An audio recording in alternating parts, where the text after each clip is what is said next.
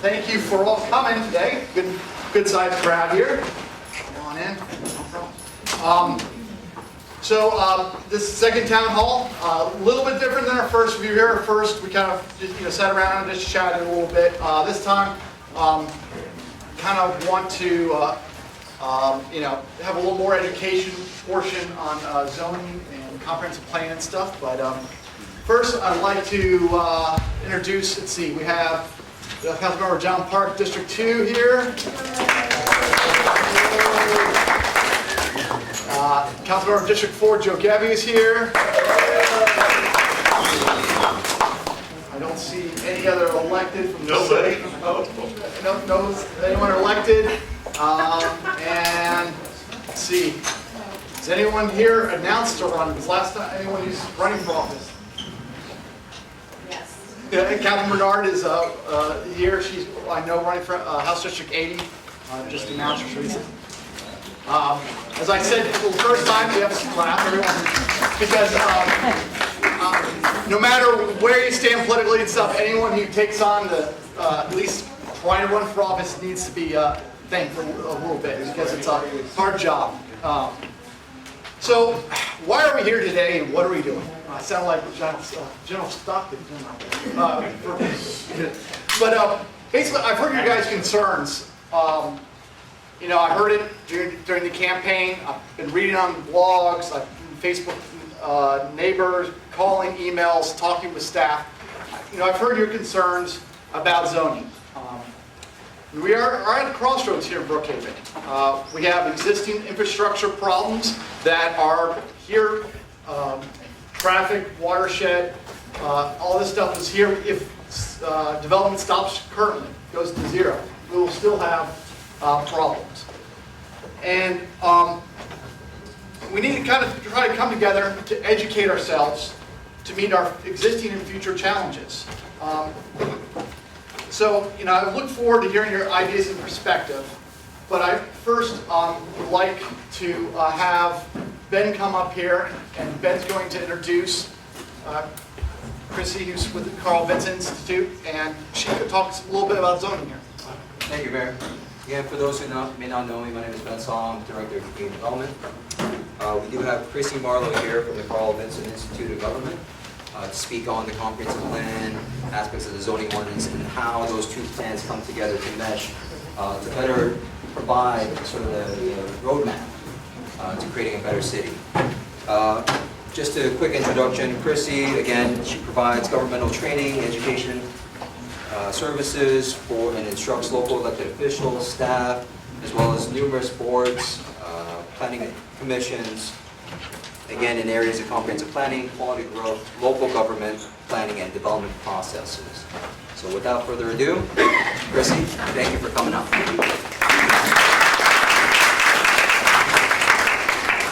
Hi there.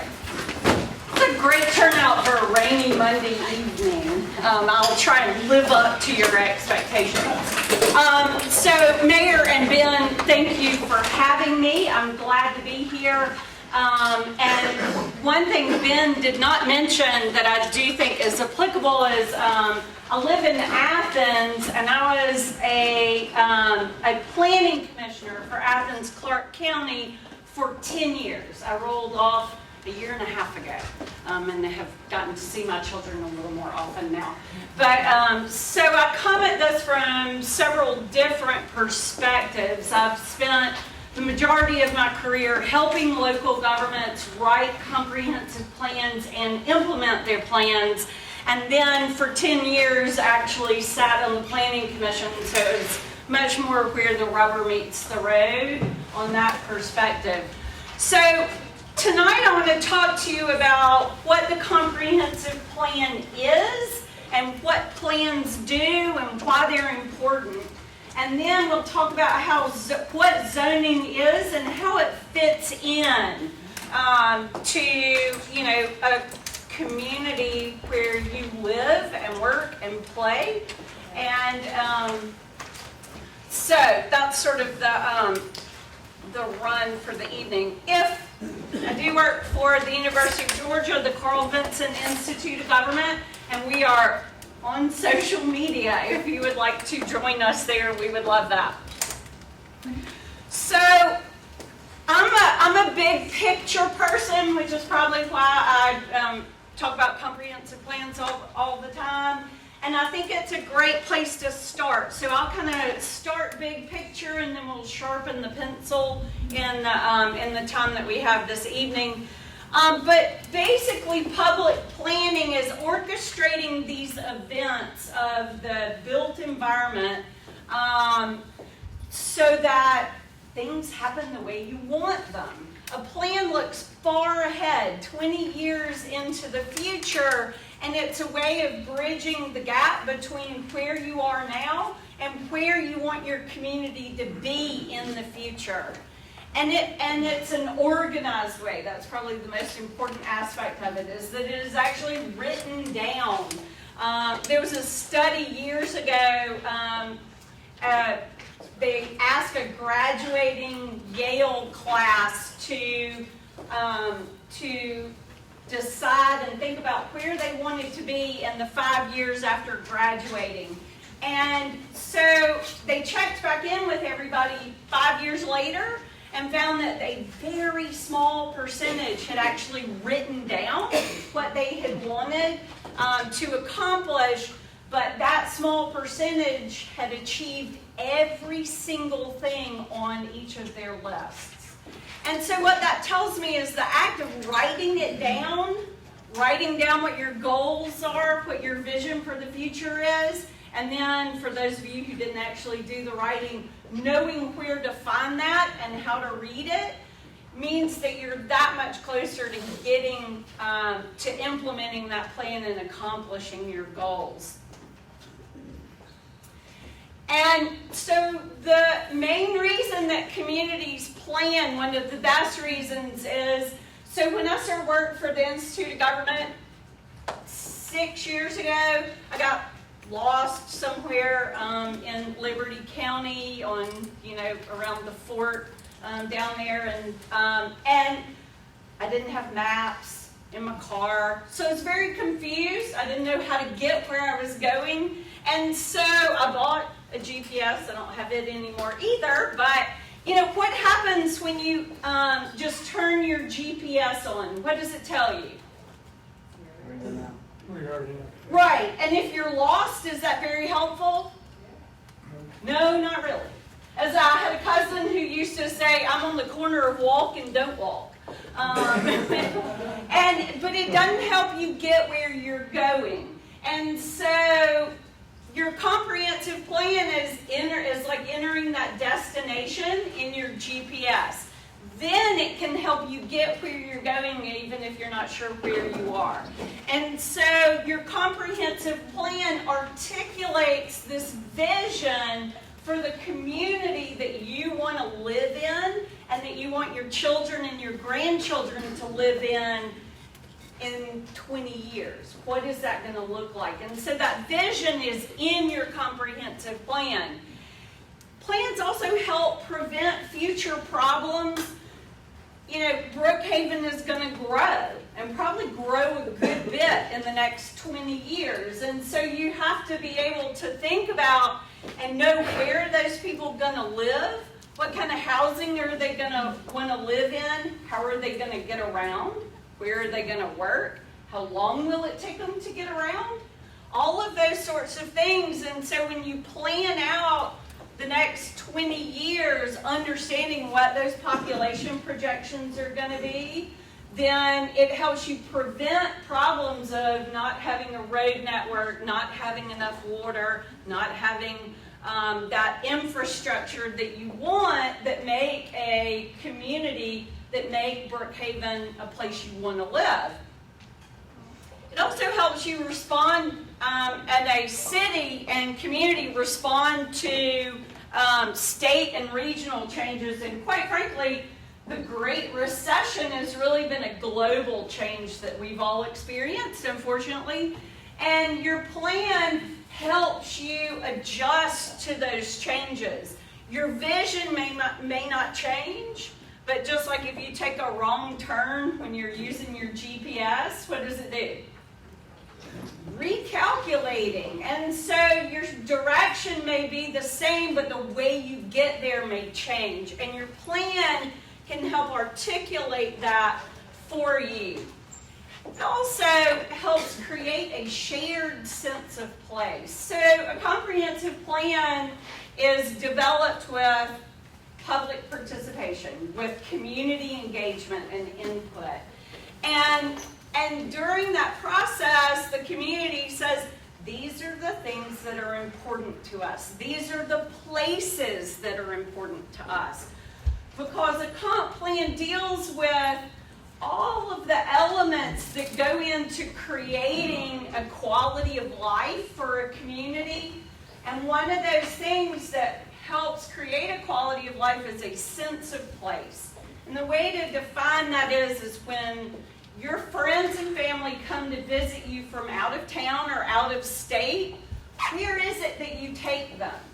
Where do you take them to say, this is what it's like to live in this community? You might take them to a park. In Athens, I take people to downtown Athens because we've got this very funky, eclectic downtown right across the street from the oldest land-grant university in the country. And it is exactly where town meets gown. And so that sense of place is what makes people care about the community. And your comprehensive plan identifies those places, but also talks about what are the places that you want to create and enhance in the future so that it continues to be a community with a quality of life that draws you and keeps you here. So plans can do a lot of things for a community if you use them. And so it's very much like like the hymnal in church. Is you need the choir singing from the same songbook.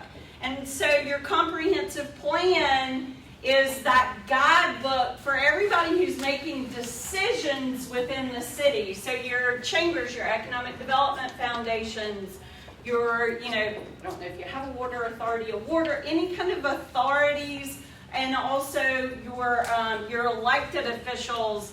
This is a guide for how development is going to happen and where it's going to happen.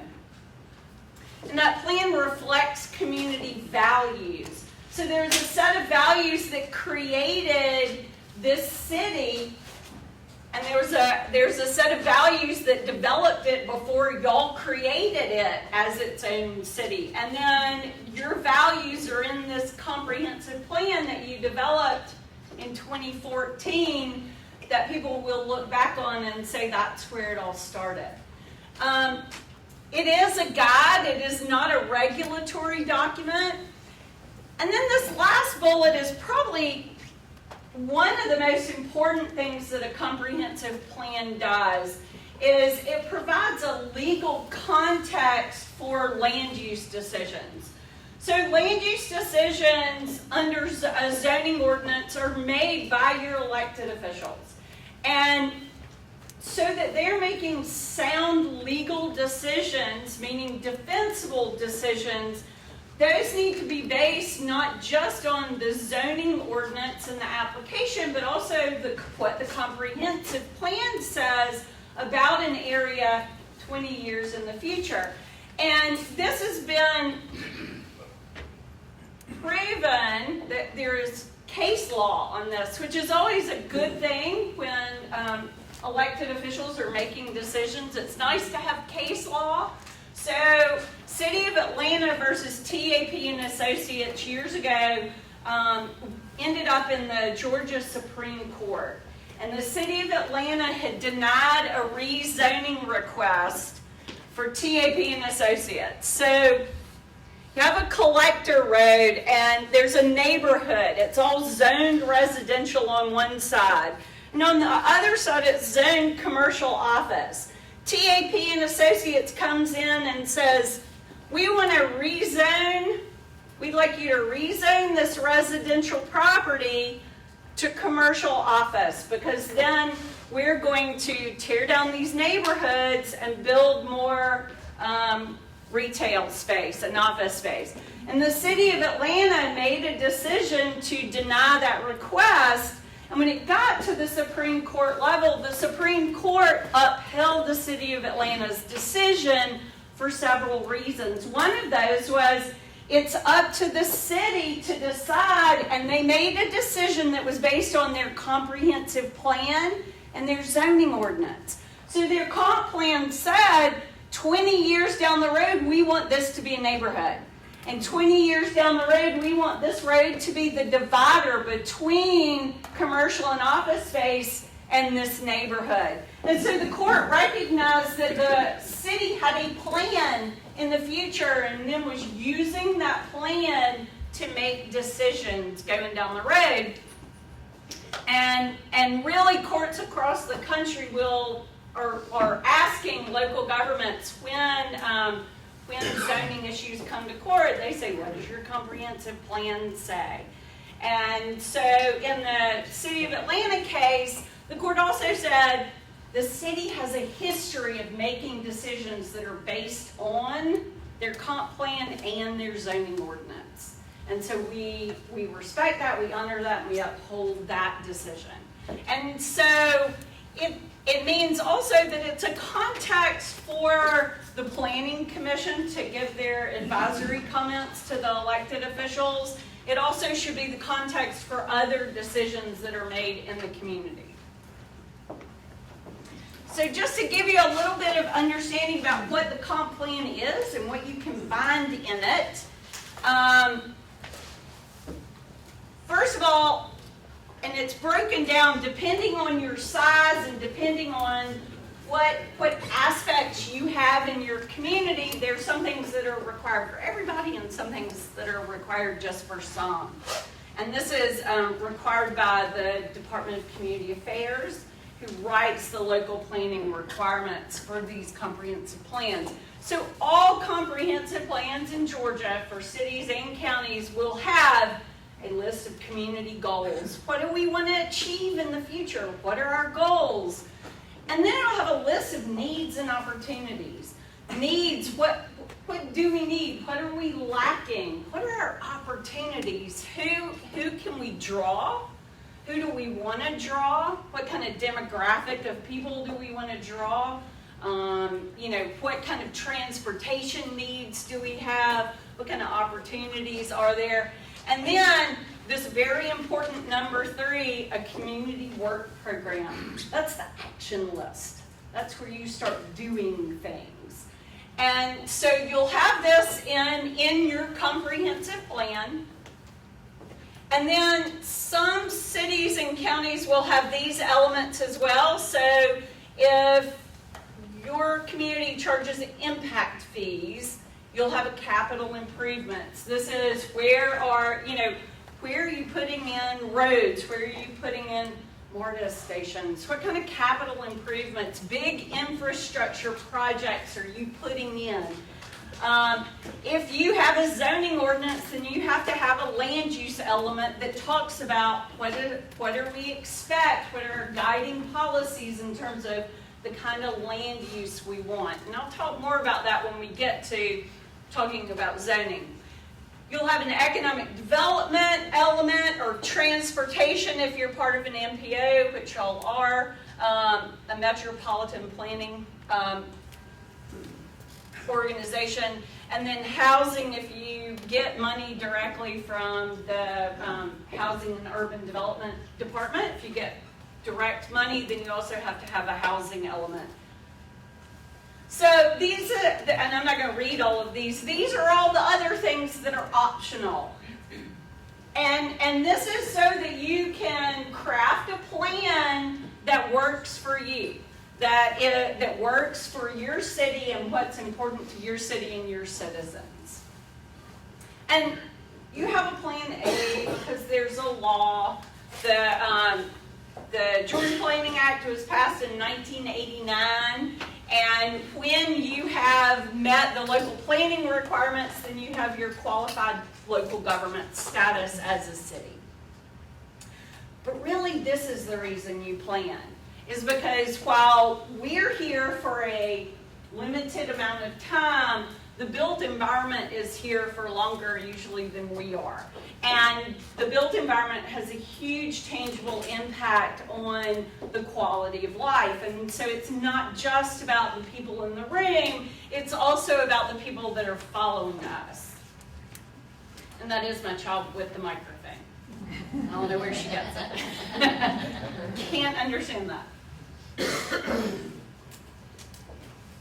And so Peter Drucker was a organizational, what's the word I'm looking for? He researched and taught and studied organizations and how they worked and how they developed. And this quote, plans are only good intentions unless they immediately degenerate into hard work. And while the planning process itself, developing the comprehensive plan, seems pretty hard, it's really the following steps, making sure that the plan actually happens, that's the really hard work. And so one of the ways to make the plan happen, and it's just one of the ways, is through zoning. And so it's interesting in Georgia that zoning is actually mentioned and is allowed through our Constitution, our Georgia Constitution. And it says that cities and counties have the authority to plan and zone. This actually sets us apart from the majority of states in the country. This is one of the things that makes Georgia a home rule state. And it also means that only your elected officials can make land use decisions in your community, can make zoning decisions. So what that means is that the state can't say, well, we think you ought to zone everything in this area, in this neighborhood, single-family residential or multi-family residential. They can recommend, they can give you incentives, but that decision is local. And I think that should empower us all to know that we're making these decisions at the local level. And so zoning is a police power, which means it can be enforced. That if somebody is violating the zoning ordinance and having a use on a piece of property that's not allowed through the ordinance, that the city can go out and cease and desist order on those folks. But what it really means is that the city, and that's an extreme case, I should say, but really what it means is that zoning is about balancing the greater good. Zoning originally was to separate incompatible uses, because there are certain uses that we don't want next to our houses, right?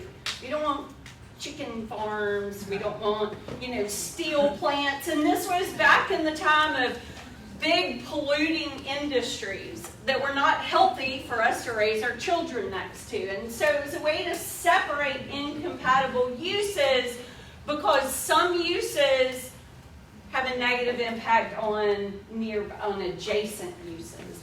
And so it's about balancing what we do on our private property with the greater good of the whole city population.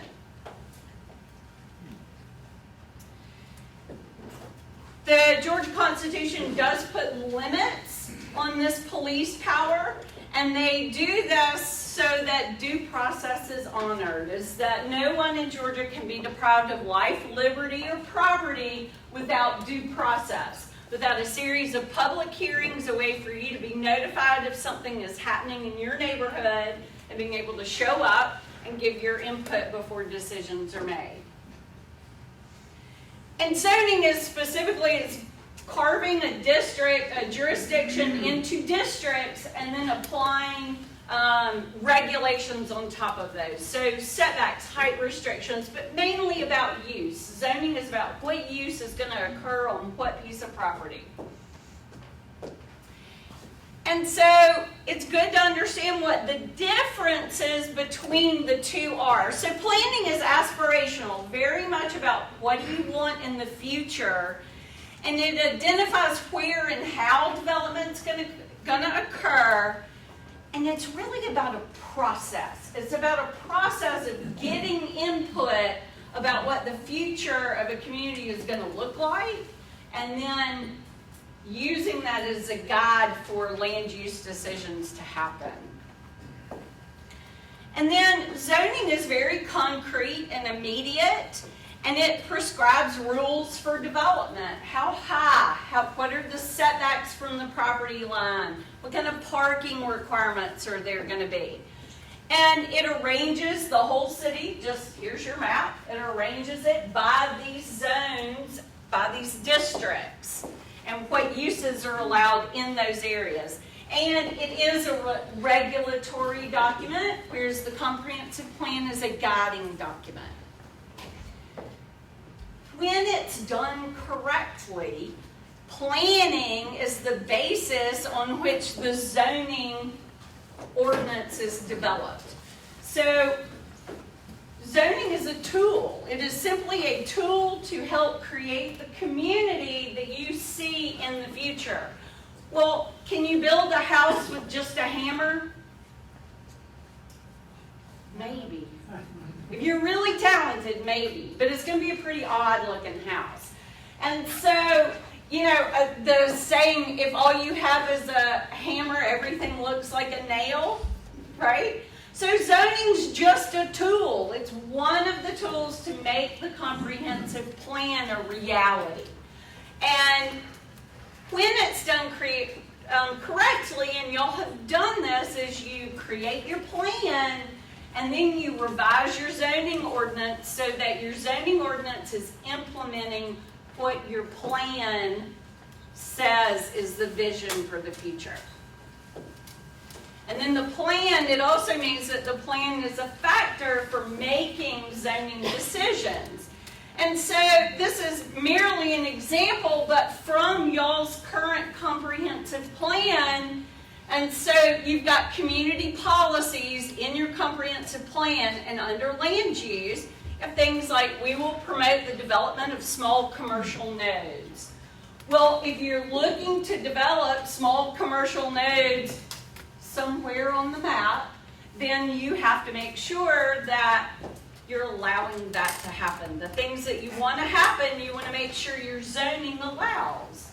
So you want to make sure that wherever those commercial nodes have been identified, that you can actually build commercial, right?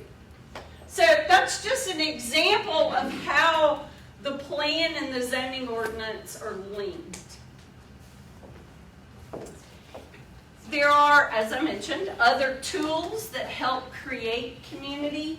Zoning's sort of the standard one and the one that most communities start with, but there's a whole toolbox out there for communities, and they fall into these categories. There are these policies, one of which I just showed you that's in your comprehensive plan, and you'll have several pages of policies. And then incentives, and that's a way to get others to implement your plan, to implement your vision. And then investments, where a city or a county spends money, that's an investment. And where a local government makes investment, then private sector investment follows. And then regulations, one of which is zoning. So this is just a list of different implementation tools that a local government can use. And local governments aren't just using one. They're not just using zoning. They're using a whole host of tools in order to create the community that the community wants and articulated in your comp plan. And so this is a quote from one of my fellow planning commissioners, when we were planning commissioners. And he said in a meeting one evening, our job here is to knit together a better city. And I think that's such a great metaphor for the way development works, is you have a fabric that is your built environment, and then every land use change, every zoning ordinance change, every rezoning request either strengthens that fabric or weakens it. And that your job is really to knit together a strong community. Now, I was in a training class one day, and Dennis Hutton, who's the Director of Comprehensive Planning for the City of Savannah, said, "None of this is particularly easy." I was like, no kidding. And it's not. These are hard processes, and they're hard processes to follow and to implement, because many different people are implementing them. And they're hard processes to articulate sometimes. But if you think about what some of the results can be, and they're communities where you want to live and where you want your children to live and you want your children and grandchildren to live. So that's my contact information. I don't know where we are in terms of time, but I'm probably zoomed right through it. But I'm happy to take questions. Yes, sir. Yes, ma'am. About 85 to 90% of the people that are in this room are pretty intelligent. And they've been about it. And believe it or not, have went to all the meetings. Okay. The problem is we have a new city here, Yeah, right. a new planning committee. Yes. Everybody's new. Yes. And like I said at the last meeting, we have the A team and the B team. I just happen to be part of the B team, because on the A team, if you didn't, well, now we have a new mayor, and we're starting off on a fresher base. But the way we started off is, if you were on the A team, you got nominated all these little jobs here, and you didn't know anything about your city. You never went to a county planning meeting or nothing. A few of us went to meetings for 10 years. And the problem is here, you got a group that wants to make everybody pretty and happy. And now we have a little area next to my house where all the trees are blowing down and it's all flooded because somebody wanted to make somebody happy, and they let them, they built one house on a floodplain. And it should have never, ever been done. But somebody on the planning committee said, but it's a nice thing, and they try to be happy, and you, just like the guy said, it's not easy. Right. You know, you're trying to make everybody happy. And we have, as my mom would say, good bones here. We just have to, like you said, knit it together. And we just have to bring groups. We have one group that wants one thing. We have another group wants another thing. Then you have the guys like me on the B team that are eat up with common sense things. And it's just, we're going to make a great city here. Well, Slowly. and I think you're exactly right, is, you know, nothing happens immediately. Years ago, somebody asked me what my favorite thing about working with local governments was. And then before I could answer, and my least favorite, and I said that my favorite and my least favorite was that government moves slowly. And really, that's a great thing. It's because government is transparent and has a huge accountability to the citizens, and therefore it moves slowly. Sometimes it can be frustrating when you want things to happen tomorrow, when you articulate a vision for the future and wake up, on Christmas morning and it's not all there. But it's a process, and it's a long process. Yes, sir. I've got a two-part question. I was very interested in the example that you had there about the city of Atlanta, because in our short time as a city, we have an example where we have a kind of a renegade ZBA, if you will. I would characterize them as sympathetic to economic development, maybe more than they should be. And how would you future-proof a plan like this and say, okay, we drafted this, projecting 10 years in the future stakeholders saying, oh, that's 10 years old, it's not relevant, those people had a different set of concerns back then. It seems like it would be very easy to tear this down 10 years from now, and because those people at that time would just, by the age of it alone, make it irrelevant. How do you solve that, and how do you keep a ZBA from going, out of their lane a little bit and circumventing the will of the document? So I'm not going to comment on your ZBA because I don't know anything about them and I don't know who's in the room. I'd like to make it to my car. And it is, everything that happens is a series of decisions, which means it's slow. It's a series, it's a process, but it's also that process so that everybody gets to have their say. And so people have to champion the plan, whether it's the A team or the B team or the planning commission and the elected officials. You have to champion the plan and you have to talk about the plan.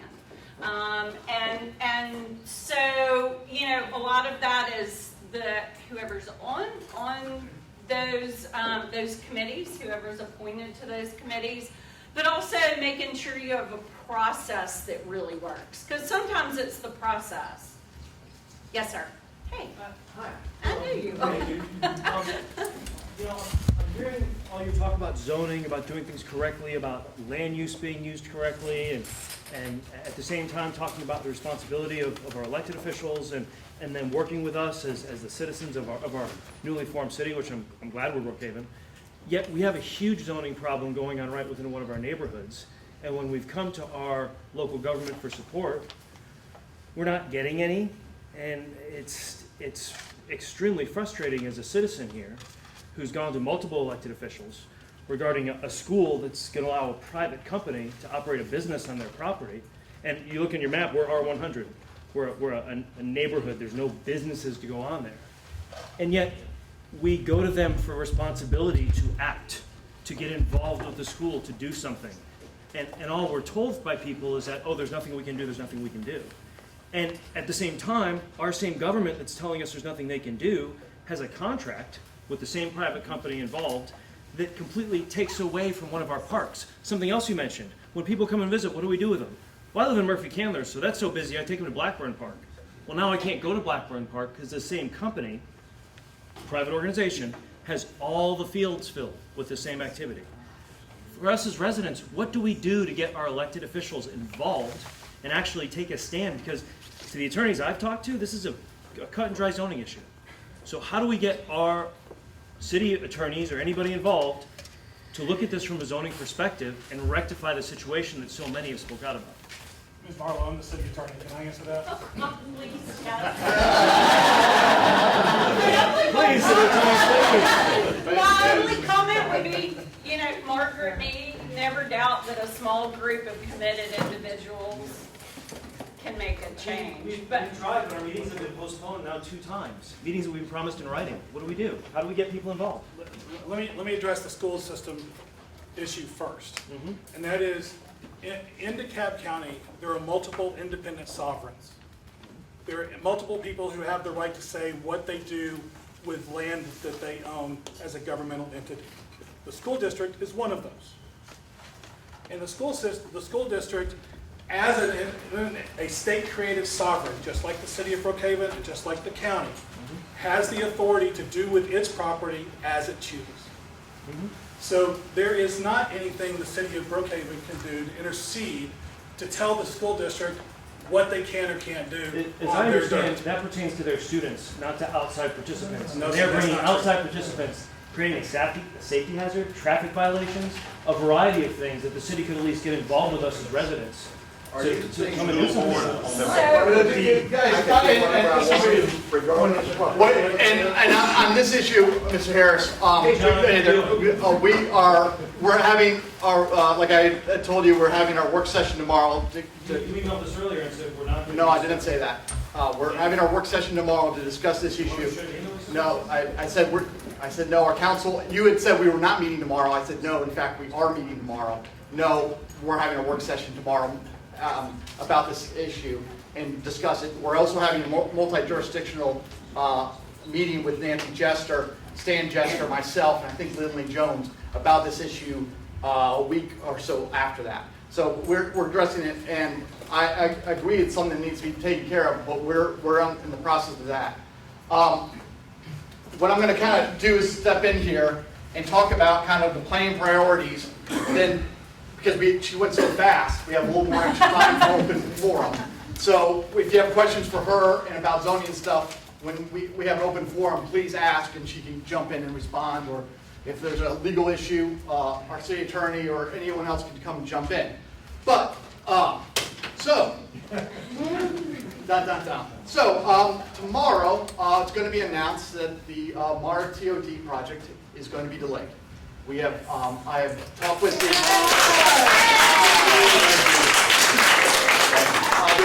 they have pushed back their time in which they're going to ask for rezoning. After discussions with me, I did not believe that they're ready for that at the moment.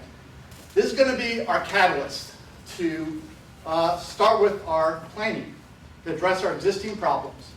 So the city will lead a regional effort, including MARTA, the developer, ARC, businesses in the area, county, DOT, to take a look at our current infrastructure problems, our traffic, our stormwater, our current problems. And then through that, figure out ways we can address our current problems. Because we have current problems already, folks, as we know. And there's going to be current problems if that goes away. So we need to find a way to address those as best we can, at least come up with the problems, come up with the numbers, find ways for funding, all that different things. So that is what this is going to opportunity. We are going to strengthen our comprehensive plan and delay the zoning rewrite. And how we're going to do this is there's 13 individual districts, character areas. And we're going to create 13 different task forces for all of different character areas, in which anyone who wants to be involved in your own character area will come in and we'll have a series of meetings. Those meetings will include education, because we cannot just do this off of feeling once, but it has to be on a legal and sound basis. Because if we just, and so there's 13 character areas, you can see on our list exactly which ones are, and we're going to take a deep dive into that. From that, one member will be part of the new zoning rewrite and comprehensive plan committee, and will then use the comprehensive plan as a supplement that we just did to inform our zoning rewrite. So we're going to go back to we did a comprehensive plan. I've talked to everyone who was on that comprehensive plan. They said it was really good structure, good bones, but it wasn't complete. And what we're going to do is dive down into the character areas, map out our strategies for the future, and then use that for the zoning to better be a city to knit ourselves together, as is said. So,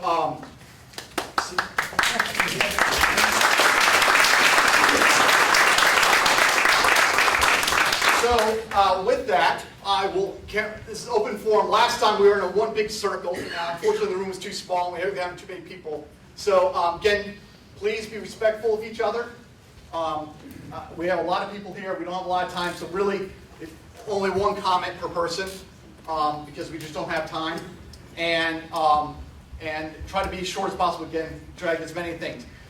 Questions asked, we'll answer. I'll either answer or we'll just let you hear. So, ma'am in the back. Thank you, Mayor. If someone wants... Just say your name. Gail Sherlock.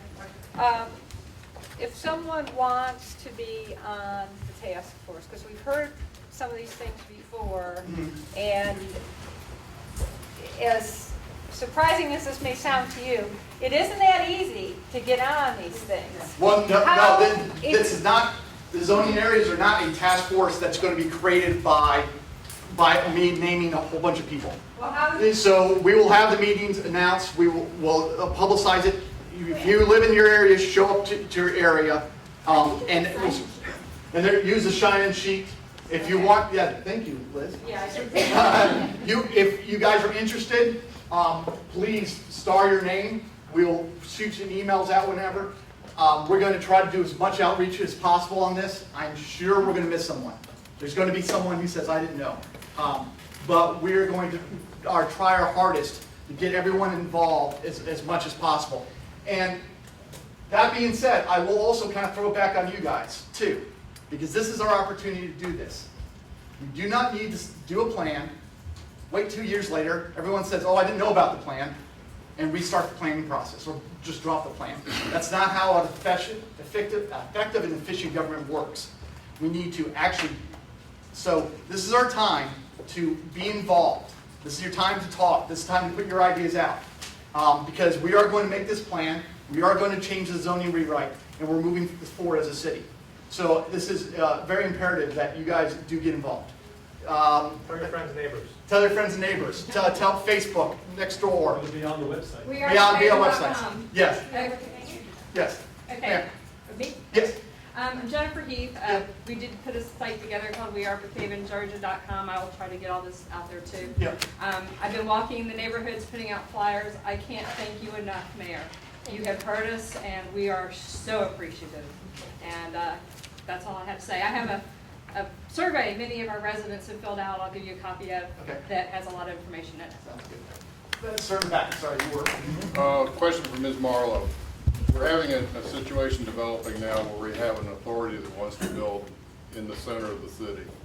And you have, as we were talking earlier, several different entities that have a vested interest in the property.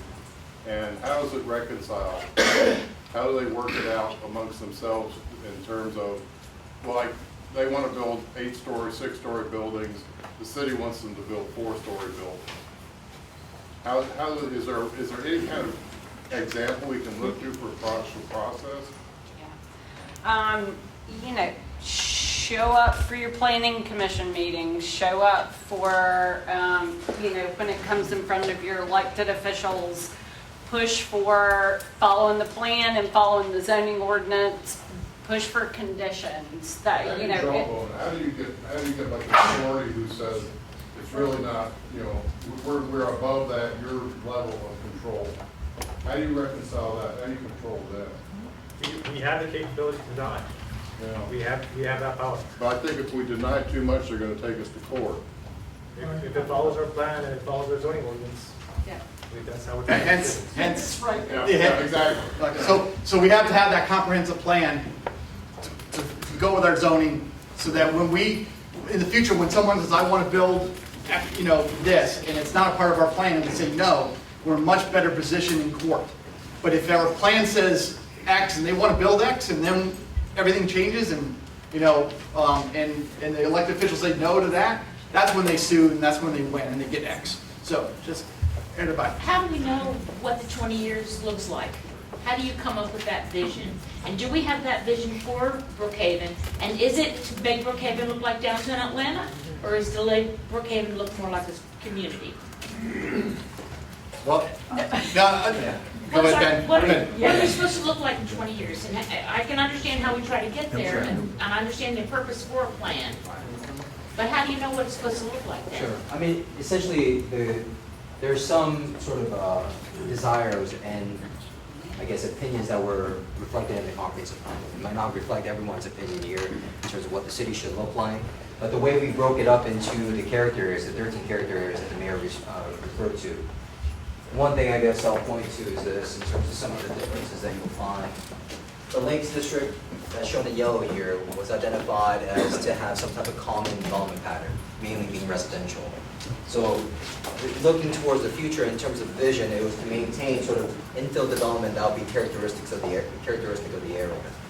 When we get down to sort of the orange shade here, which is our Brookhaven Peachtree Overlay District, which allows for more intensive uses, that talks about sort of infill commercial development, more of a mixed-use sort of balance that's to occur. So it doesn't specify specifically as to what you would want to see as an overall pattern within 20 years, because we can never foresee exactly what it would be. But it's sort of laying out what may be possibilities within that areas.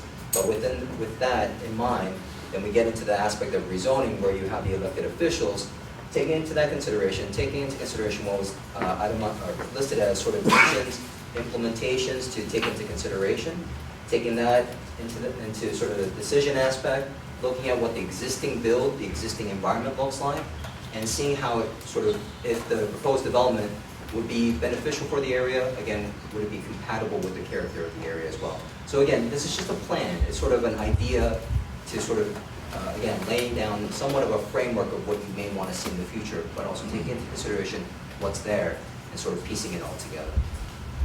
Shannon? The character area and neighborhood meetings, do you have a timeline on how quickly you want those meetings to occur so we can go to the zoning rewrite? I have a rough estimate that I would like to basically have about 6 months or so, and then zoning to get back into the zoning rewrite. So to pause the zoning rewrite now. Okay. 6 months to get gather the data. To gather the data, gather the citizens, Okay. have the meetings, have the character areas, and go from there. Sir? Probably an easy question. Is that published, and where can we see that in detail? Very interesting what was just said. Yeah. Yes, sir. So this was adopted in November of 2014.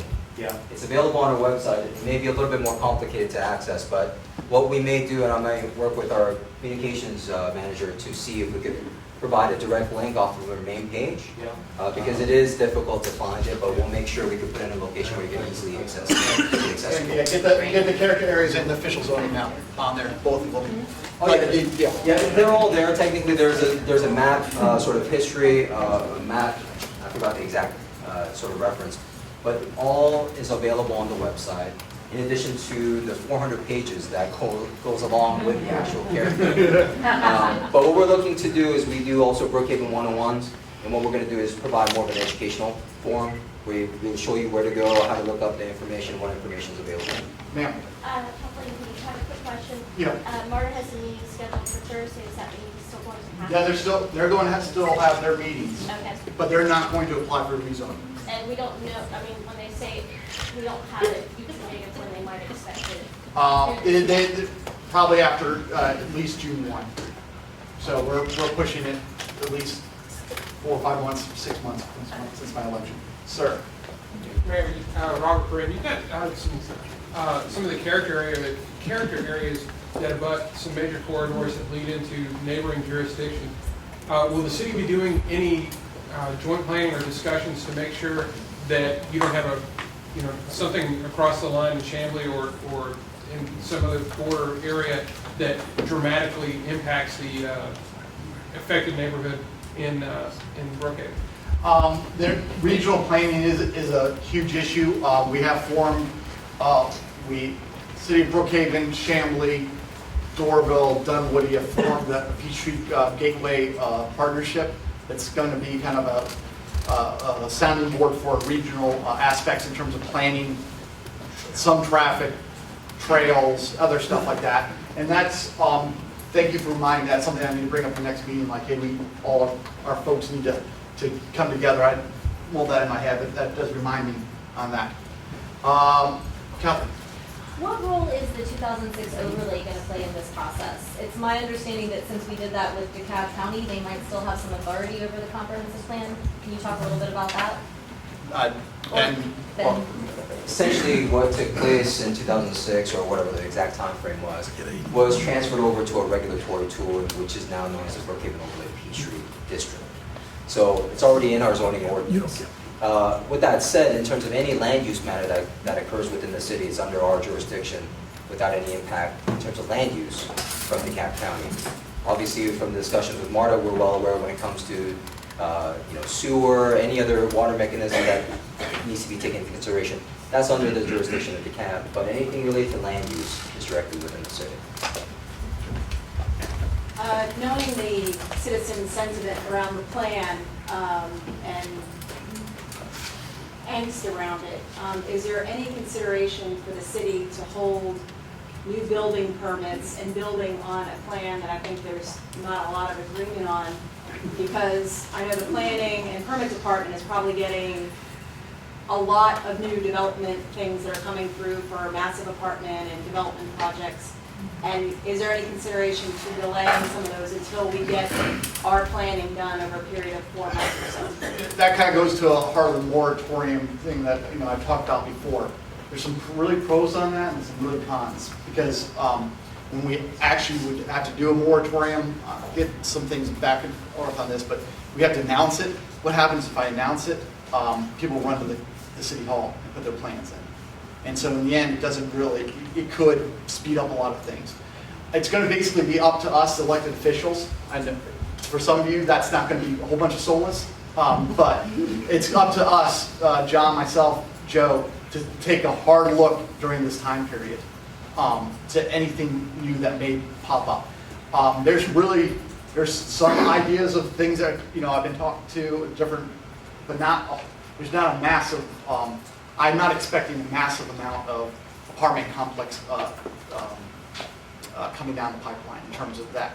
But in the meantime, I think it would be, we as elected officials have to kind of take a nice slow approach to really kind of get where the citizens want to go with the character areas and then the zoning rewrite.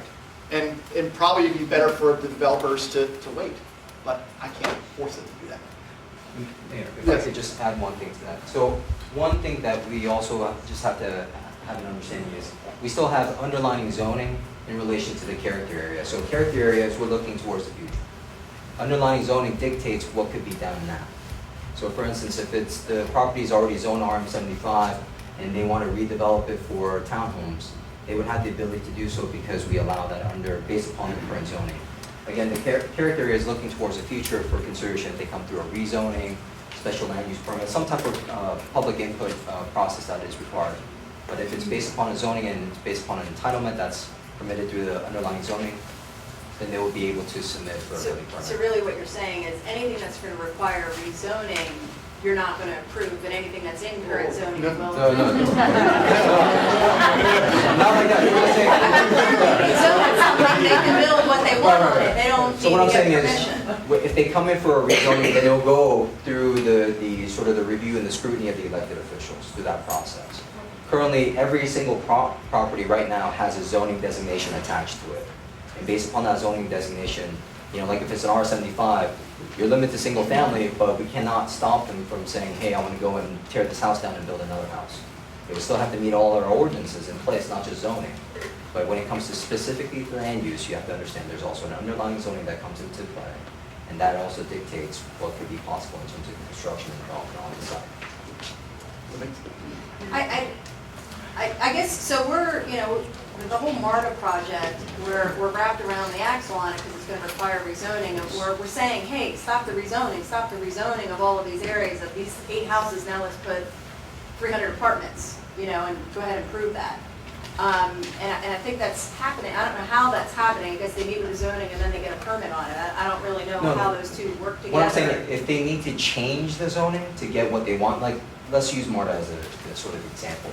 MARTA, well, it's a little bit more complicated than that because it's in the overlay. But let's say... Well, there's like 12 homes right across from the MARTA on Apple Valley. There was an assemblage right, and that's of houses. And that's still the overlay. That's why it gets a little bit more complicated. That's why I sort of want to give you an example outside of the overlay. Find something. Yeah, like, let's say... Frank House. We're not arguing No, about I want to be on it. Okay. What would you say, John? Frank House or the Ashford one on Ashford, that's what you use? Let's use sort of... Townhomes. Yeah. Townhomes on Ashford General. Well, yeah, well, we can use that. That makes it easier. Okay. So we got one coming up in April. So Ashford Dunwoody, right over here, right next to the park, there's about 4 parcels, 5 parcels. They want to assemble 3 of the 4 parcels together for townhomes. Essentially, right now with the way it's zoned, over here, is showing as R75, which essentially says you can only build single-family detached homes on individual lots. Now what they want to do is combine those lots and essentially combine it and then build more sort of higher intensive, higher density townhome uses. Well, they can't go out and do that just because they wanted to, because the zoning does not allow it. Now they're going through the process of rezoning to establish those entitlements if it's approved. Okay, so that will still continue while we're trying to organize ourselves and figure out what we want to do when we grow up. And 6 months later, we could have all kinds of other things that don't really fall into our vision. Sure. Ultimately, I mean, the possibility is there. Ultimately, it's based upon how the city decides to move forward in that. So that rezoning could be denied or not? Yes, sir. That could be a possibility as well. Greg, you had your hand up, and I'm breaking the rule kind of because I said just one. Well, this is Yeah. a separate issue. In Brookhaven Park, the big sinkhole that's formed, part of it was on the school property, which the school fixed this week. There's a sinkhole that's been washing down into the lake. The watershed study that the county did, as I understand it, fully supports that that's where a huge part of the washout is. Yet it's been caused by the school and the lack of their drainage system. Is there a plan? Is there follow-up with the DeKalb County School Board as far as not only taking care of the lake, but that huge safety hazard that's now behind a whole bunch of our houses. Ben, do you know?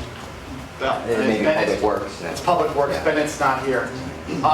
That's gonna be part of what we discuss tomorrow. This discussion, we're gonna talk soccer fields, the drainage issue and all that other stuff. That's a part of all the stuff we're talking. What are you running again? I wasn't in the open forum, I was speaking earlier, I was still getting my little chair. Okay, is that it, Ronnie? Okay. No, I haven't spoken yet. Okay. Ready for me? Oh, We're always ready for you, Ryan. right. Well, a little earlier, you spoke how the city works real slowly, or the government works real slowly. A lot of us with a lot of common sense, we're trying to get a decel lane when our city just got started. The first apartment complex that's real close to Mom and Pop's was already there with DeKalb County. All right, we had a chance to put a decel lane from the MARTA station all the way down to the fire station. And for some reason, everybody on the planning committee said it was, you know, that 8 or 9 foot that we needed for the decel lane was removing too much property for the developer. You know, that he wasn't able to do a profit, or he wasn't able to put any shops in there. And in the LCI deal, you're supposed to have your little shops in there. Well, for some reason, the whole thing just sort of got swept under the table, and now we have another apartment complex. And like the lady said, if you build one more apartment complex in the Dresden Drive, Peachtree Road vicinity, you will kill this city. You will kill all of Dresden Drive, all that we've worked for 10 years, the restaurants, the shops, the walking. You put one more apartment complex in there, and it will kill everything that we've worked for years around here. Jim, you had your hand up earlier. How many of the zonings that have been approved since the comprehensive plan was adopted are contrary to the comprehensive plan? Can I answer? Yeah. 0.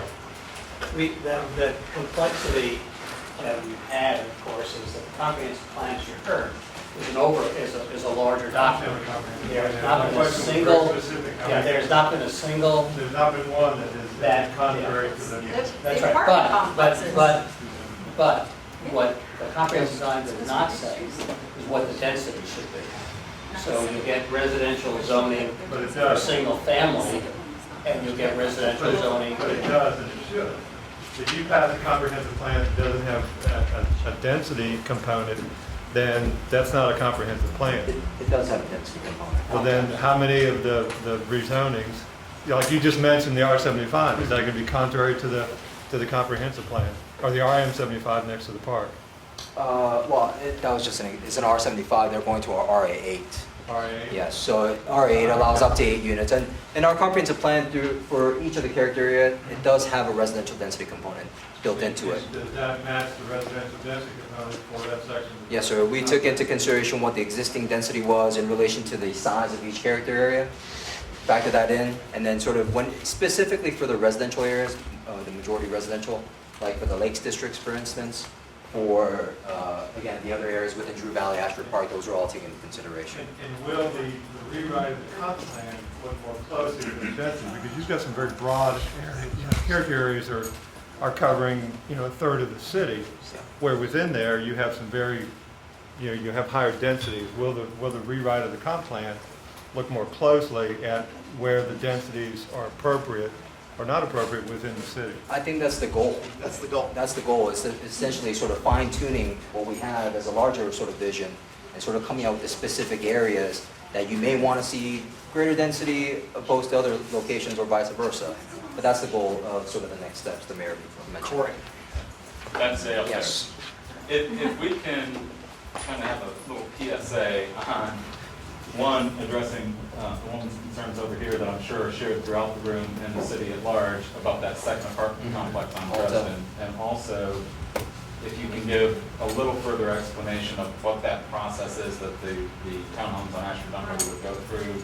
When do they come before the planning commission, the council, the ZBA, what are the various roles? Sure. Because I think there's a lot of confusion in the city about that. So, I guess the first thing about the 1377 and also Brookhaven.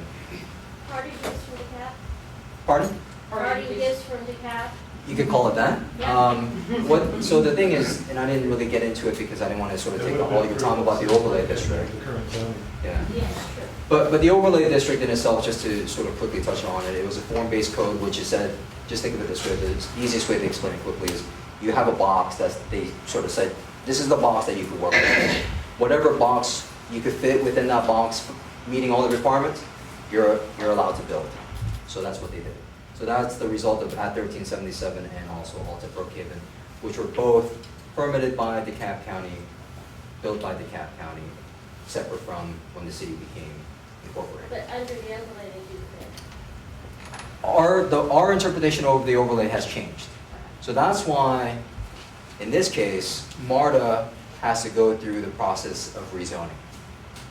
That possibility, in all frankness, may have not been possible through DeKalb County, just to be honest with you. Not to say this is better or that, but what we have sort of in our books and the precedent that has been established, any residential component associated with a mixed-use development within the overlay has to go through rezoning to establish density. So that's what we have. So in terms of sort of giving you quickly the rundown of rezoning. So they apply for rezoning, it's a 3-month process. All the signs are posted on the site. The applicant also has to have their own meeting with all property owners within 500 feet. After that, they provided some, we'll get to the next one. And then they're also, subsequent to that, they're required to notify all property owners within 250 feet, notifying them of all the public hearing meetings. First is the planning commission. They're the recommending body to the city council. In the same month, at the end of the month, it goes to city council for their review. Planning commission has the ability to defer up to 30 days or up to 60 days based upon the request of the applicant. There's no limitations on the council to defer anything, deny, approve, whatever they would like to do. If there's any variance component, variance only comes into play if they're violating a certain requirement within a zoning district. For instance, the easiest example, R75, you have a setback, they have some sort of topography, size, lot, shape issue, then they have to seek a variance. That's the only time where it will go to the ZBA, the Zoning Board of Appeals, to act on that one specific use. The ZBA does not act on land use. It's very specific to a certain component related to the development standards associated with the requirements of that zoning district. Ma'am? Yes, if we've got concerns that the tree ordinance is being applied inappropriately, so that if specimen trees are cut down, replacement saplings are crepe myrtles that are placed so close to the buildings, it's clear they're not intended to be tall trees, but rather kept as shrubs. With whom do we share our concerns about the replacement saplings?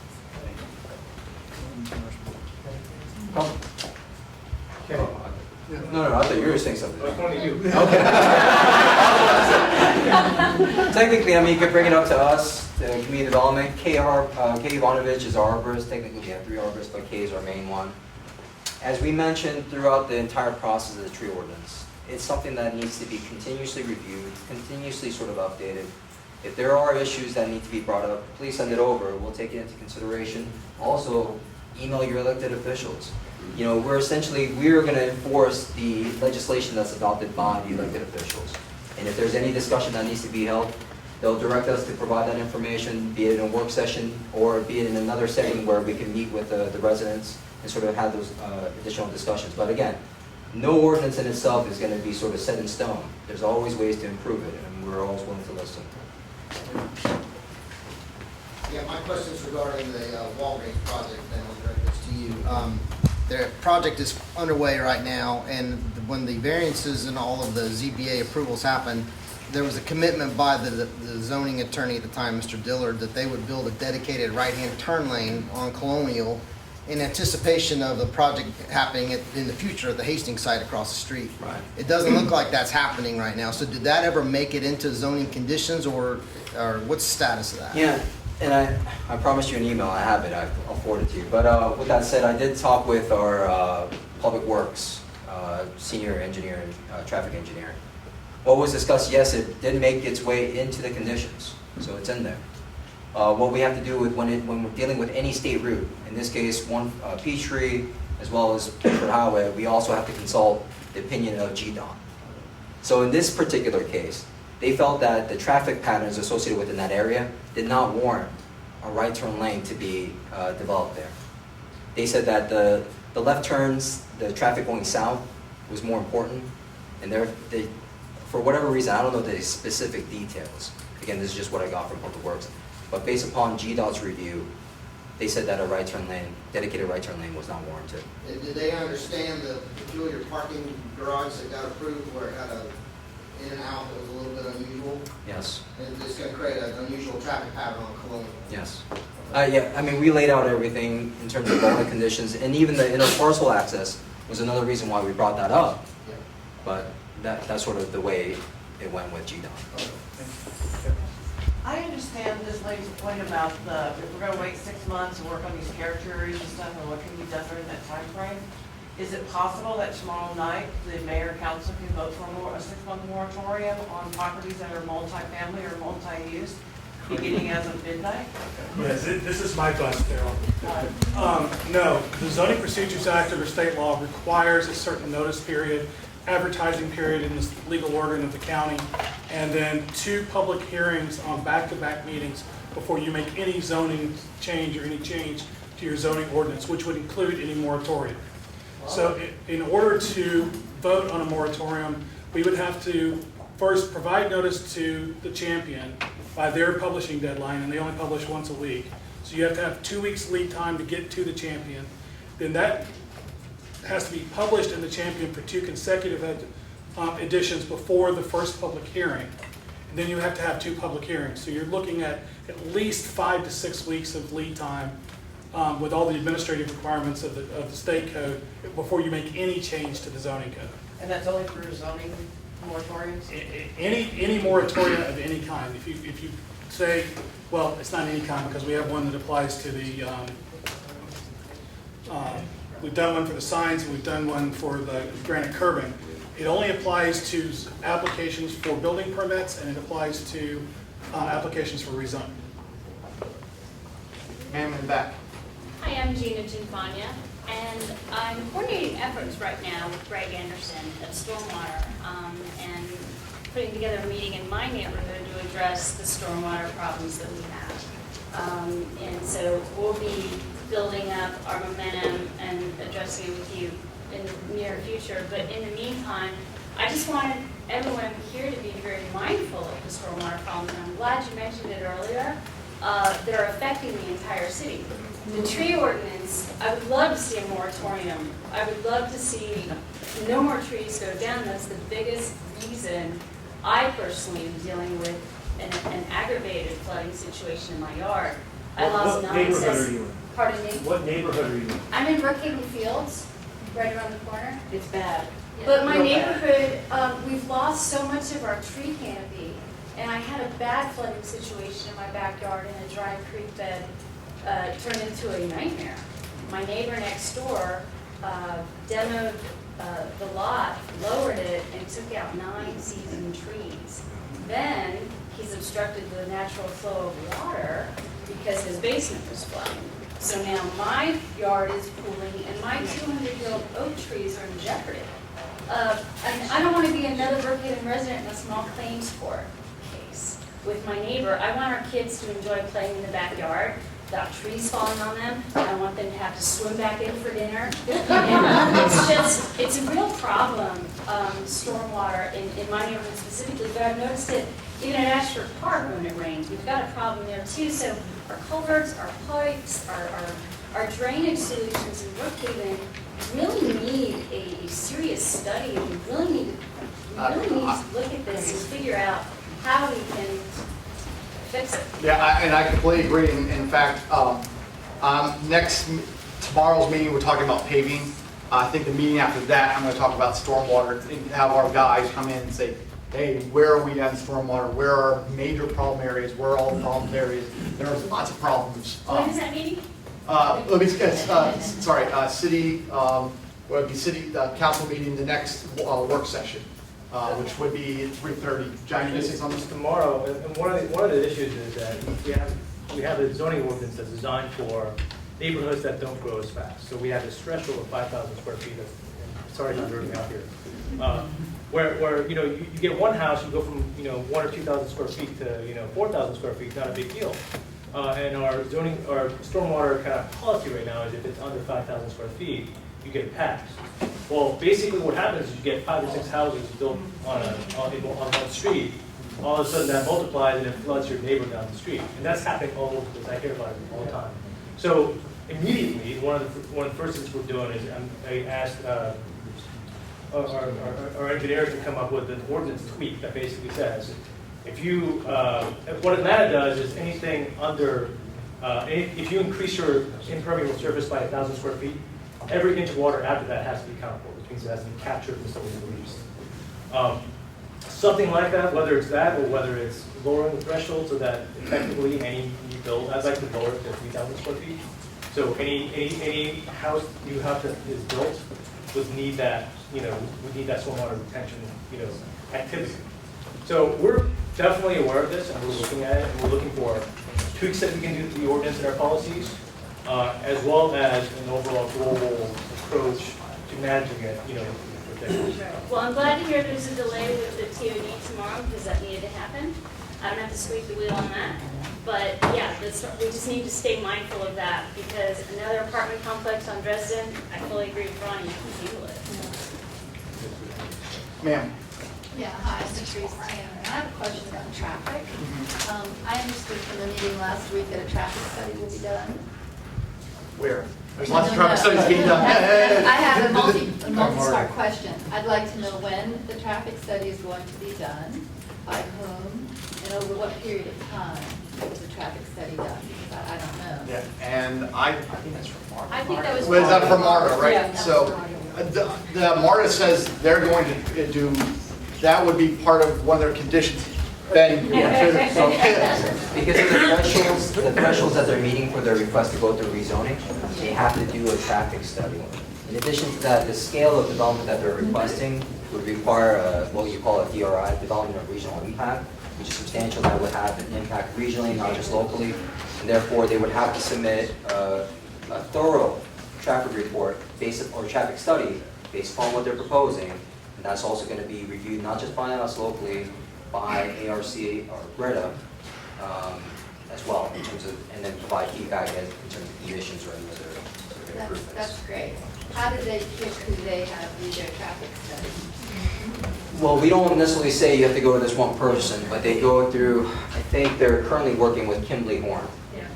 So we have confirmation from the crowd, but which is a reputable engineering firm that does a lot of traffic studies, and then also it's, I wish we had our public works person here, he could talk about it more technically, but there are set standards through, I guess, Georgia standards in place that they would have to take into consideration when they go about developing their study. Sure, I'll just make. Well, and their national standards that they use from the transportation about, you know, number of miles traveled and those sorts of things. So it doesn't necessarily, you don't really get different traffic studies depending on who you pick, if you pick a firm that uses those.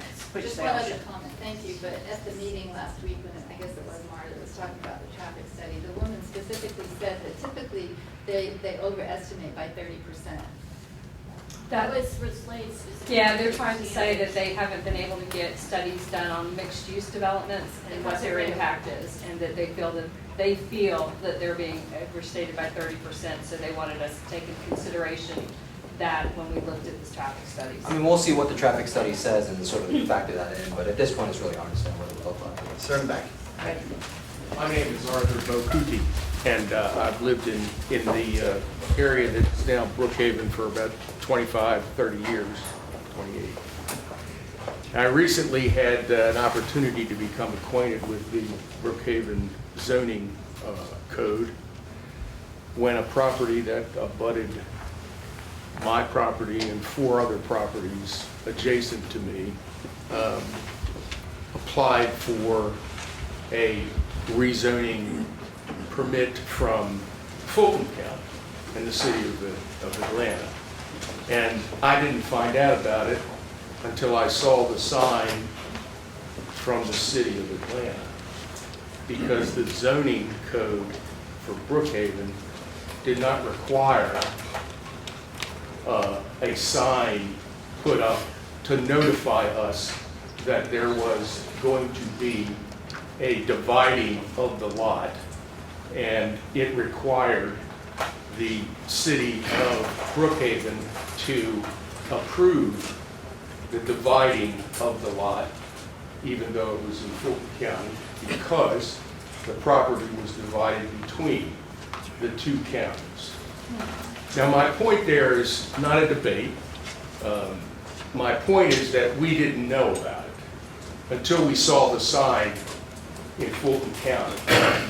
So my point for this group is to let you know that if there is going to be a change in a neighbor's property that abuts to your property, you cannot expect at this time for Brookhaven to put a sign up and tell you that there has been a request for a change. So you should keep that in mind.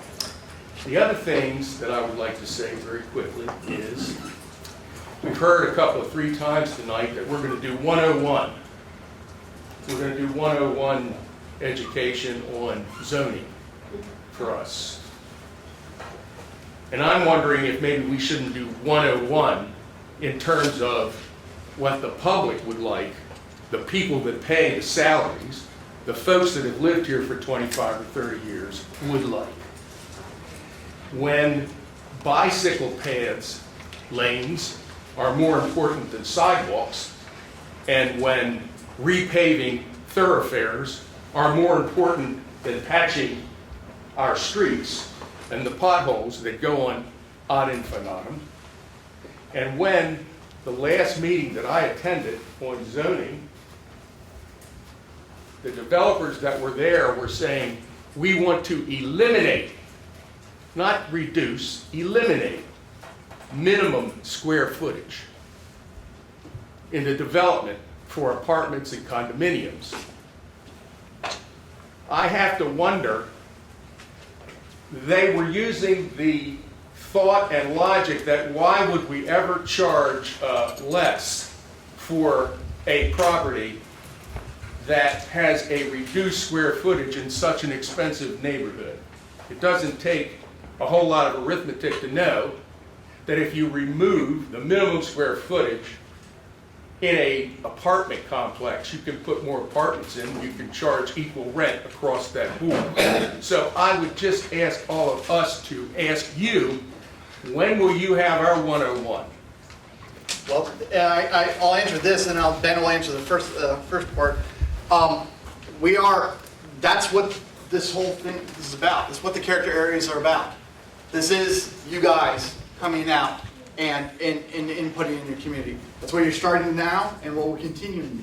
And so that is the point, to do these character areas and to help with the zoning rewrite. This first, on my level, realizing critical mass is actually the zoning rewrite. It did not come off of necessarily MARTA, but actually came off the zoning rewrite meeting and the reports that I was getting there. And that's where this plan to start formatting started coming from. So while you might have heard certain things there, this is a pause and restart where it's you guys, a community. Again, like I said before, I'm going to throw it back at you guys too. And it's going to be some of your responsibilities to show up and be active and such like that.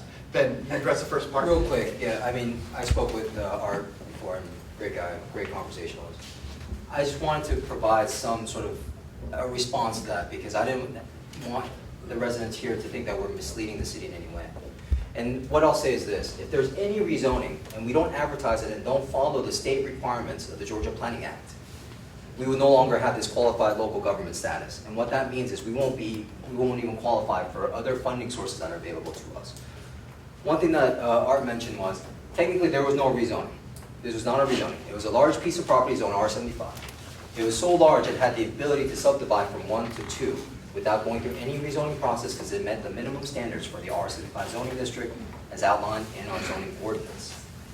So yes, Atlanta has a different process through the NPU program in itself, where even for a subdivision, they may have some local input or residential input. Does that mean it's the best? I don't know, but that's the process in place. What we have here, we call it an exempt subdivision. If it's going from 1 to 2, and they're not changing the zoning, and they're meeting all the requirements of the zoning ordinance, they are permitted to proceed. What we do is provide a notice notifying the residents that it has been approved, just as a notification. If they were going from 1 to 3, and they weren't able to meet the requirements of the R75, then they would have to seek rezoning. In that case, we would make sure we advertise, post, send all the emails out, letters, and everything else to notify everyone. But I just want to make that one clarification. Is that an update to the process? No, that sir. We will notify the residents? Through a rezoning, yes. Rezoning process. Okay, so there Yeah. is no notification to a property owner on a single lot if it is going to take effect? If it's going from 1 lot to 2 subdivision to do, because of the... 2 separate counties? Yes, per our ordinance from chapter 14 My point was pretty subdivision. clear, I think, and it's not, this isn't about me or about it, it's about the idea that you will not know. So we need to ask for those things. And real quick, also, we do have drinks here, if anyone wants drinks. Running here, they bring a whole bunch, and it's getting warm. My wife.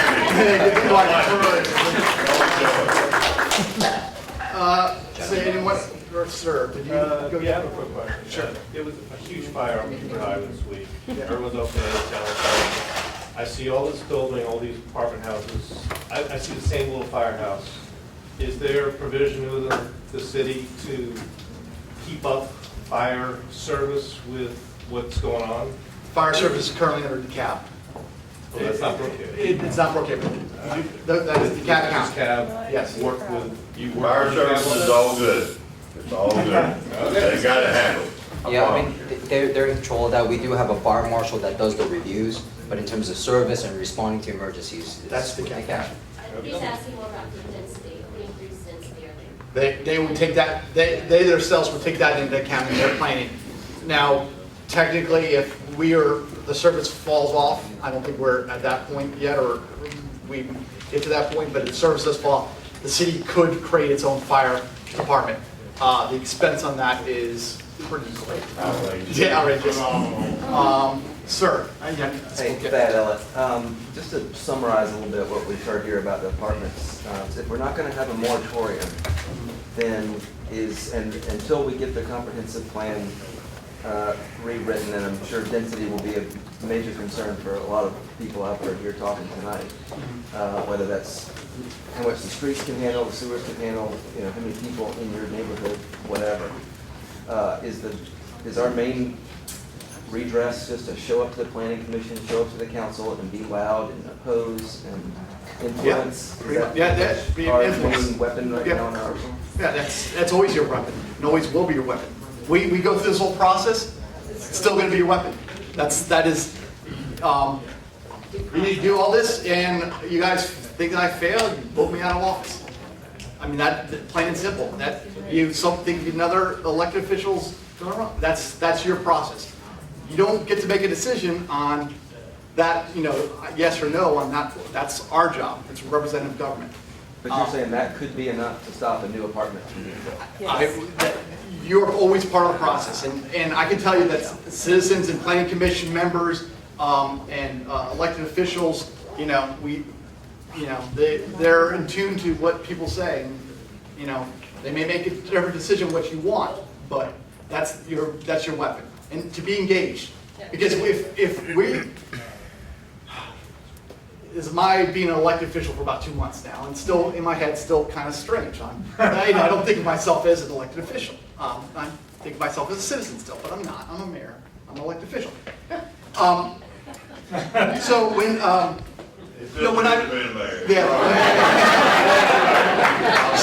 so in a lot of apps, an issue comes up. So I don't hear anything about it. Right.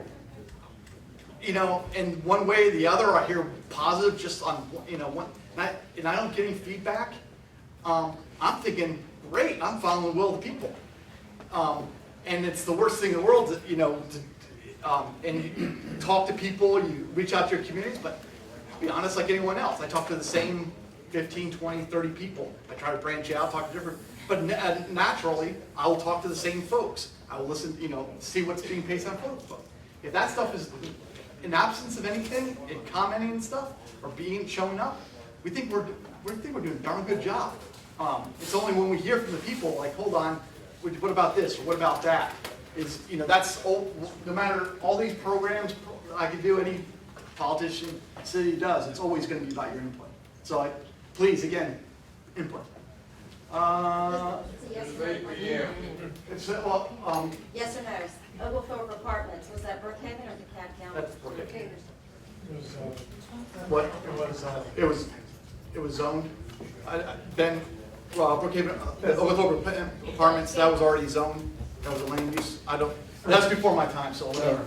Permits, yes. I mean, there's so we're looking at all the records of the Brookhaven Overlay District. There were some exemptions that were permitted to Oglethorpe when they implemented the overlay.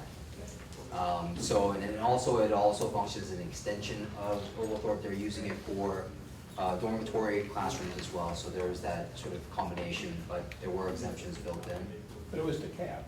No, I mean, it was from the adoption of the actual overlay district. So. Sir.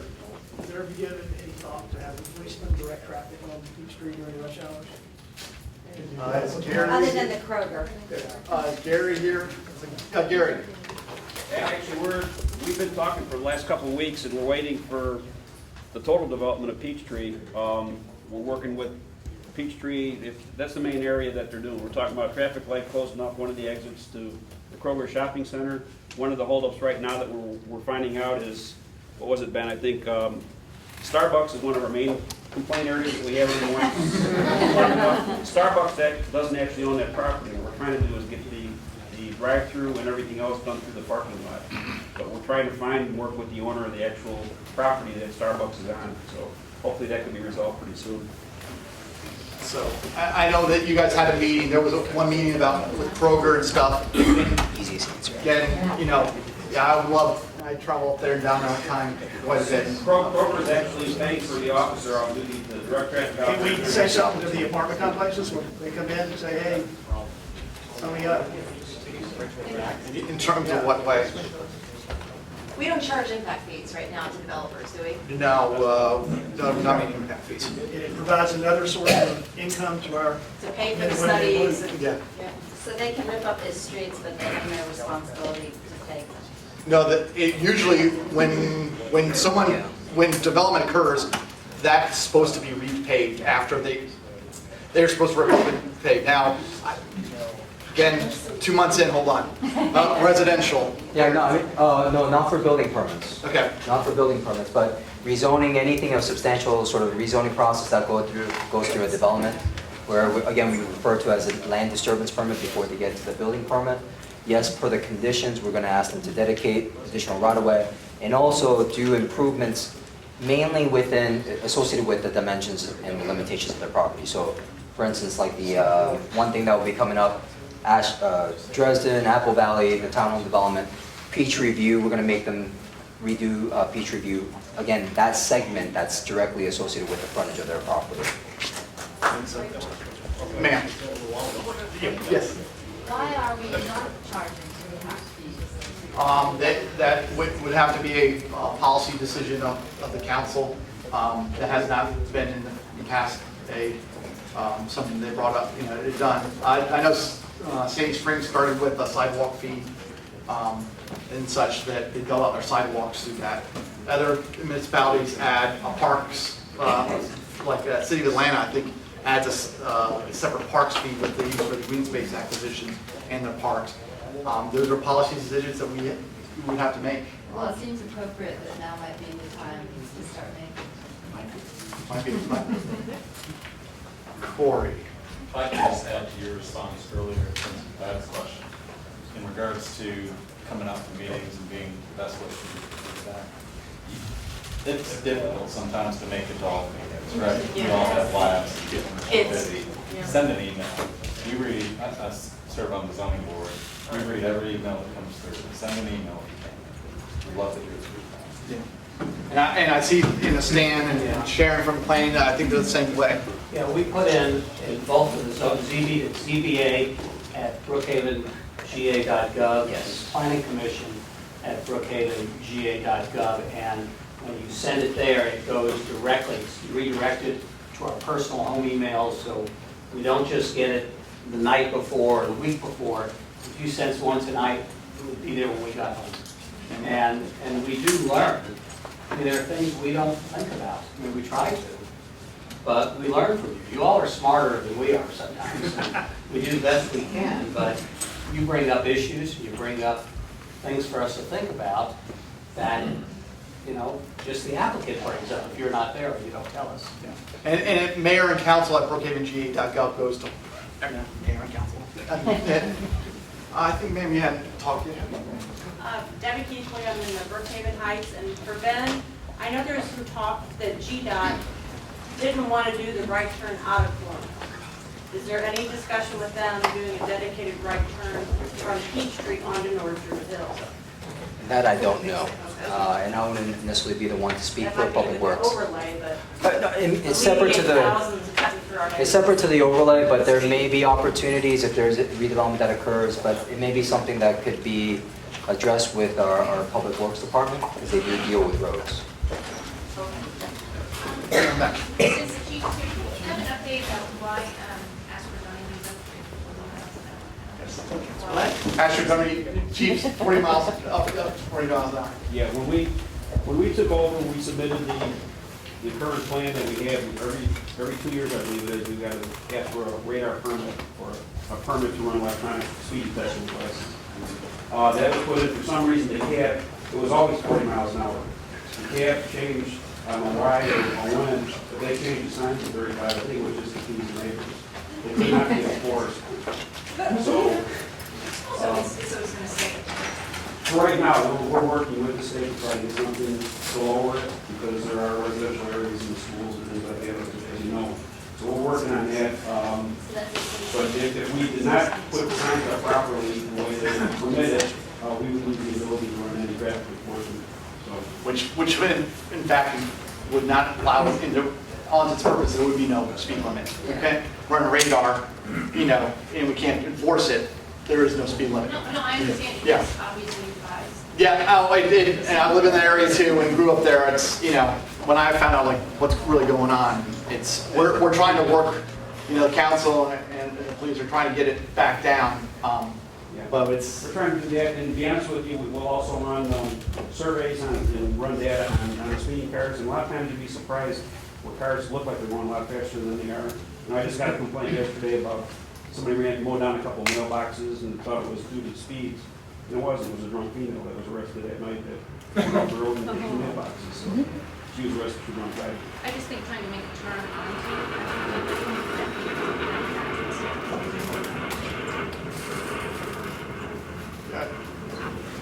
Hey, Ronnie.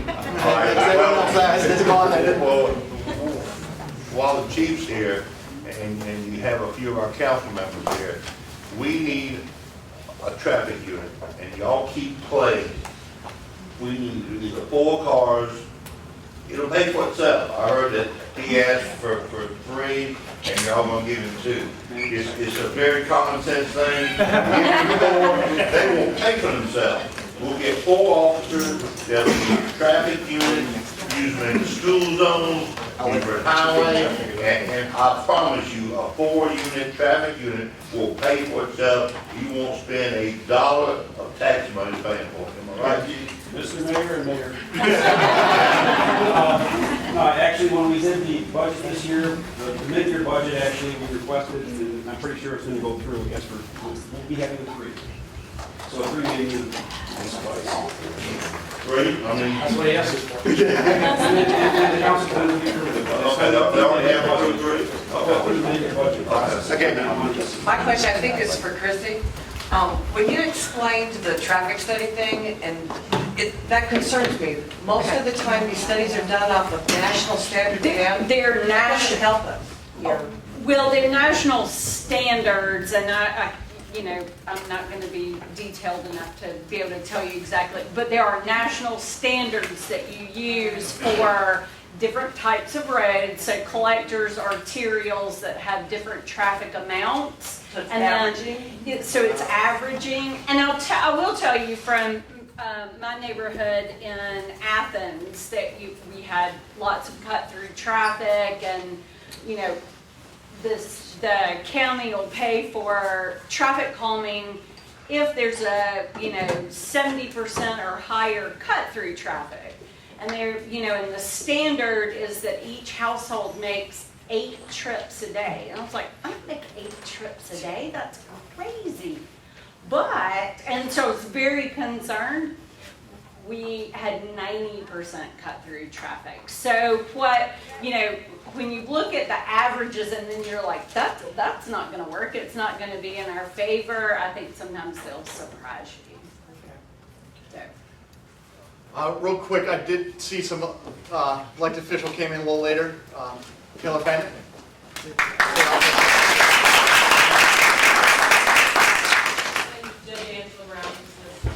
Yeah, so Judge.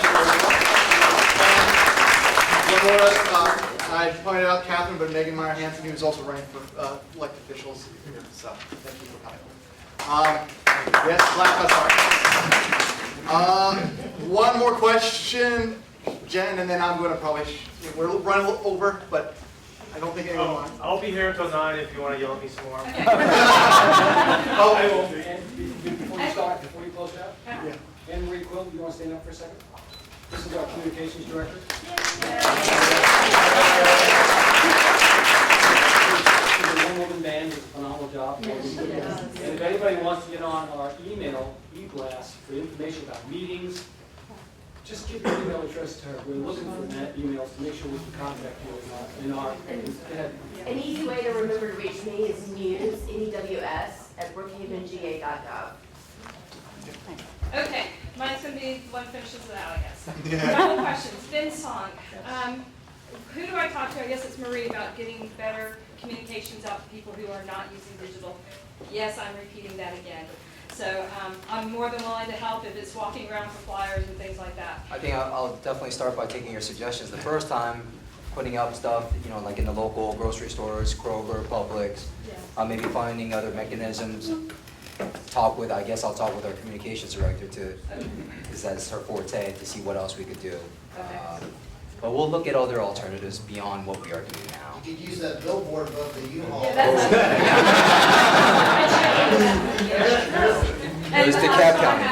I think, I'm not sure who to address it to, but one of the things that's come up with all the MARTA development conversation has been the fact that if there is a zoning change, it's the 200-foot, 500-foot notification error. So what we're saying basically is if MARTA was going to go for zoning tomorrow, they'd put a sign up there and you would notify people within 500 feet of that development. That is going to impact people within 5 million feet of that development. How can we get it changed so that the neighborhood itself has to be identified? Based on density. For any of the follow-up developer meetings and stuff like that, because the townhomes, we were never notified of. The development is a development of regional impact. So it's a DRI under the Atlanta Regional Commission, which creates new additional layers of notification and requirements for meetings and how the process will be addressed. That's one of the reasons MARTA has to pay for and do the traffic studies, because as a DRI, that's the Atlanta Regional Commission requires that. The notifications with respect to what the city is doing will be through Anne Marie's office, provided as detailed as we can through our usual means of communication, our Facebook page, our usual digital communication avenues. The formal requirements, those are letters that are required to be made by the applicant to those neighborhoods, so the immediate neighbors process. Well, just the 500 feet. Right. So the neighbor, in this situation, if MARTA were developed, the townhomes and the apartment building and the other townhomes would be notified, but the neighbors on Sylvan and Star and Kusawati would not be notified. As far as receiving paper notification, that's correct. But the fact that it's a DRI adds layers of complexity to the application process and adds requirements of additional notification that the applicant has to go through to notify a broader community because it's a DRI. And that's all within the Atlanta Regional Commission's framework. Go ahead. Just one thing, another thing is, just keep in mind, the deadline for any rezoning, any variance, is the first Wednesday of each month. What we do is a week after that fact, we post the entire application, the contact information for the applicant and so forth online. Right. And- The specifics that I was coming into is when the developer's told by the zoning or the planning commission or whoever, go back and work with the neighborhood. They're going back and working with, in my case, it was with Brookhaven Field Civic Association. Not everyone in the neighborhood is in that association. So how can we get the communication of those meetings that they have to at least be notified, or somewhere that we can say, it's your responsibility to check the website to see that they've been told to meet with the neighborhood?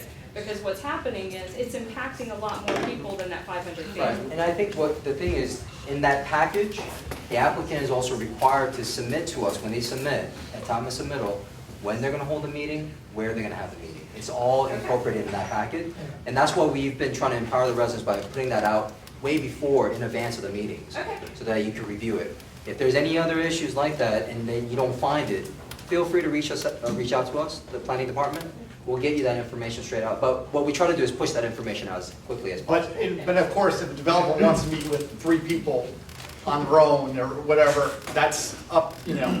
that's up to them. And to address your point, as I'm going through this city manager search process, that, that notification and how we do that in multiple different facets of city government is kind of top of my mind, and how we, I'm not saying I'm going to commit to a policy now, but I'm thinking about that in terms of how we do that. What can we do in terms of just rezoning, but just other things. Well, Ben and Anne Marie are going to be my best friends. I have a second job now to find out about meetings and post them to the neighborhood. Yes. So I guess at this point, I'm going to close off, and then you guys can all get a drink as you walk. But again, thanks Joe, Bates, John, Park, Stan, and people with Martin Development, all the ZBA members, the Planning Commission members, really are committed to achieve a vision of the city going forward. Please continue to talk, email, call myself, council members, board members throughout, and staff. Don't forget staff. And they're actually a lot of times the most important person to talk to, because they'll lead you in the right direction.